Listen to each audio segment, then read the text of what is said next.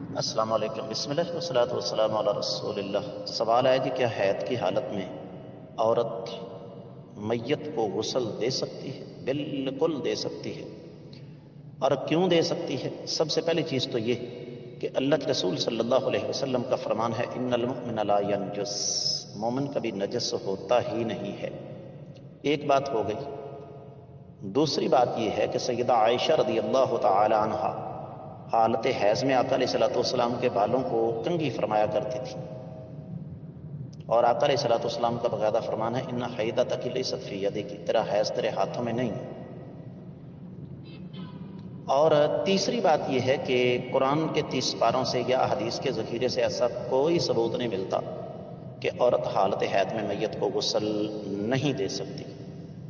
لہذا میرے علم کے مطابق عورت حالت حیض میں مردے کو غسل دے سکتی ہے، ہاں صرف اس وجہ سے کہ کیونکہ اس حالت میں ٹھنڈا پانی نقصان پہنچا سکتا ہے، تو اس وجہ سے کوشش یہ کرے کہ اپنے آپ کو بچانے کے لیے دستانے وغیرہ استعمال کر لے ربڑ کے، تاکہ ٹھنڈے پانی کی وجہ سے اس کو اس حالت میں نقصان نہ پہنچ سکے۔ ھذا ما عندی واللہ اعلم بالصواب۔